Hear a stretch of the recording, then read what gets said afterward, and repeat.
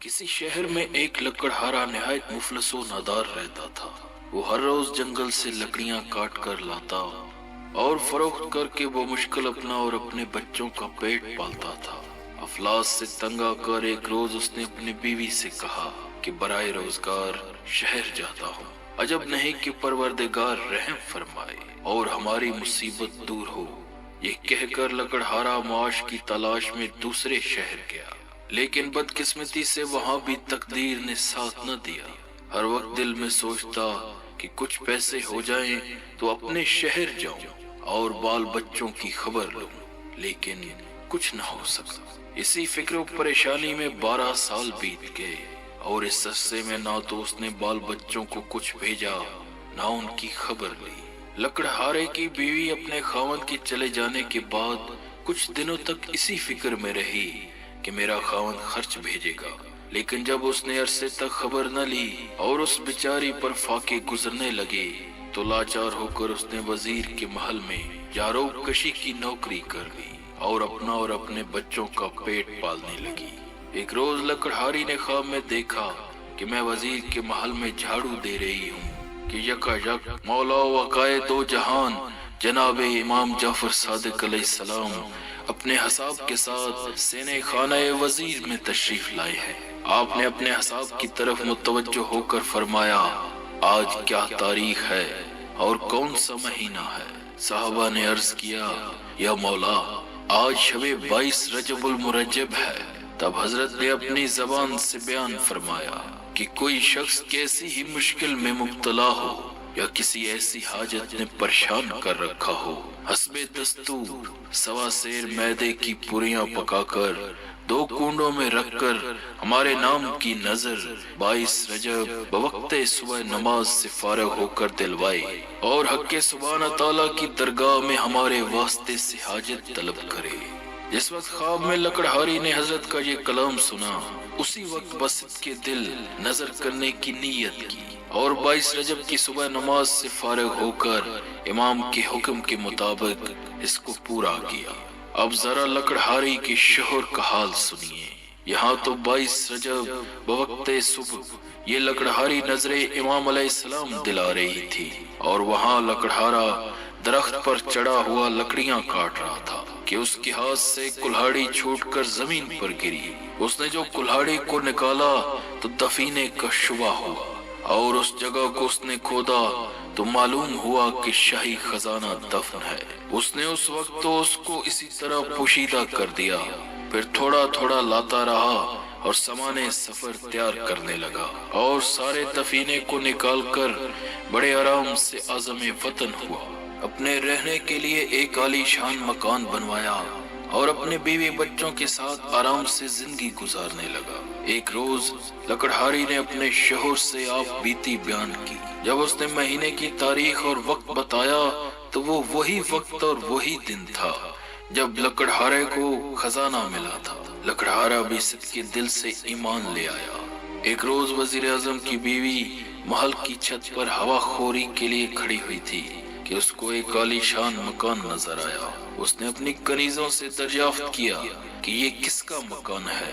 کنیزوں نے بتایا اس لکڑہارے کا جس کی بیوی یہاں جاروب کشی پر ملازم تھی۔ یہ سن کر وزیر اعظم کی بیوی نے لکڑہارے کی بیوی کو بلایا اور اس سے حالات دریافت کیے۔ اس نے تمام حالات بیان کیے، مگر وزیر اعظم کی بیوی کو یقین نہ آیا، بلکہ دل میں یہ خیال آیا کہ اس کے شوہر نے رازنی کی ہے جس کی بدولت مالدار ہوا ہے۔ وزیر کی بیگم کا یہ خیال فاسد دل میں لانا تھا کہ اسی وقت وزیر اعظم پر مصیبت آئی کہ وزراء میں ایک وزیر اس کا دشمن تھا۔ اس نے موقع پا کر بادشاہ سے چغلی کی کہ اس نے غبن کیا ہے، حضور عالی آپ اسے طلب فرمائیں۔ بادشاہ نے اسی وقت وزیر اعظم کو بلا کر حساب طلب کیا۔ وزیر اعظم صحیح حساب نہ دے سکا، چنانچہ بادشاہ غضبناک ہو گیا۔ وزیر اعظم کا سارا مال و اسباب ضبط کر لیا گیا اور اس کو اور اس کی بیوی کو نکال باہر کیا گیا۔ وہ دونوں بھوکے پیاسے چلے جا رہے تھے کہ تربوز کا کھیت نظر آیا۔ वजीर आजम ने अपनी बेगम से 2 दिरहम लेकर जो इत्तफाक से उसके पास रह गए थे उसका तरबूज खरीद कर रुमाल में बांध लिया कि किसी जगह इत्मीनान से बैठ कर खाएंगे। इत्तफाक से जिस दिन वजीर आजम पर अजाब आया था उसी दिन शहजादा भी शिकार को गया था और रात तक वापस न आया। तो बादशाह ने परेशान होकर वजीरों से मशवरा किया कि सारी रात गुजर गई और अभी तक शहजादा वापस नहीं आया। उसी वजीर ने जिसने वजीर आजम की चुगली खाई थी बादशाह से अर्ज किया कि मुझे तो ऐसा मालूम होता है कि वजीर आजम ने बवजह दुश्मनी मौका पाकर शहजादे को कत्ल कर दिया है। ये सुनकर बादशाह ने वजीर आजम की गिरफ्तारी का हुक्म दे दिया। सिपाही गए और वजीर आजम और उसकी बीवी को पकड़ लाए। उस वक्त तक वजीर आजम ने तरबूज को नहीं खाया था बल्कि इसी तरह रुमाल बांधा हुआ था। इसी हालत में गिरफ्तार हो गया।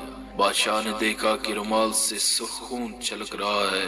रुमाल खोलकर दिखाया गया तो बादशाह की नजरों में शहजादे का सर नजर आया। बादशाह अपने बेटे का सर देखकर रोने लगा और हुक्म दिया कि रात भर वजीर आजम को कैद में रखो, सुबह इसको कत्ल कर देना। वजीर आजम और उसकी बीवी जेल खाने भेज दिए गए। वजीर आजम ने अपनी बीवी से दरियाफ्त किया कि ये बात अभी तक मालूम न हो सकी कि हम पर ये नागहानी मुसीबत कैसे आ गई।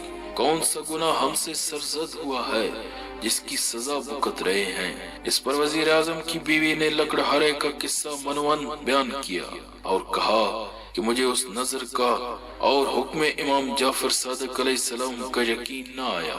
वजीर आजम ने अपनी बीवी से कहा इससे बढ़कर और खता क्या होगी कि तूने इमाम जाफर सादिक अलैहिस्सलाम के हुक्म को झुटलाया। अब तौबा करो, इमाम का फरमाना दुरुस्त है। अलगर्ज दोनों रात भर गिरियाजारी के साथ अपने गुनाहों की माफी मांगते रहे और सच्चे दिल से उस न्याज की नीयत भी की। खुदावंदे आलम ने उनकी दुआ कबूल कर ली और अलग सुबह शहजादे ने शिकार से वापस आकर बादशाह की कदम बोसी हासिल की। बादशाह ने शहजादे से दरियाफ्त किया, ऐ नूरे चश्म, तुम इतने अरसे तक कहाँ रहे? अर्ज किया, हजूर शिकार न मिलने की वजह से मैंने बाग में क्याम किया था। बादशाह ने शहजादे को महल के अंदर जाने की इजाजत दी और वजीर आजम और उसकी बीवी को तलब किया और रुमाले सर को भी तलब किया जिसमें बराए तरबूज के शहजादे का सर नजर आया था। उस रुमाल को खुद खोला और देखा कि उसमें तरबूज है। बादशाह सख्त मुतअज्जब हुआ और वजीर आजम से दरियाफ्त किया कि क्या मामला है। वजीर आजम ने जो किस्सा अपनी बीवी से सुना था मेनोअन बयान कर दिया। बादशाह ने ये सुनकर लकड़हारा और उसकी बीवी को तलब किया और उनसे हालात दरियाफ्त किए। उन्होंने तमाम हालात बयान कर दिए जिसको सुनकर बादशाह भी सिद्के दिल से ईमान ले आया और वजीर आजम को फिर अपने ओहदे पर फाइज कर दिया और चुगलखोर वजीर को सजा देकर निकाल दिया। अल्लाह ताला हमारी मुरादें इमाम सादिक अलैहिस्सलाम के वसीले से पूरी फरमाए। नमाज सुबह के बाद इस कहानी को पढ़ें और इसके बाद बिस्मिल्लाह 3 बार मोहम्मद वाले मोहम्मद पर दरूद भेजें, 3 बार सूरह अलहम्द, 3 बार सूरह तौहीद, फिर 3 बार दरूद शरीफ पढ़कर न्याज दें और इमाम जाफर सादिक अलैहिस्सलाम को हदिया करें और अल्लाह से अपनी हाजत तलब करें इमाम का वास्ता देकर।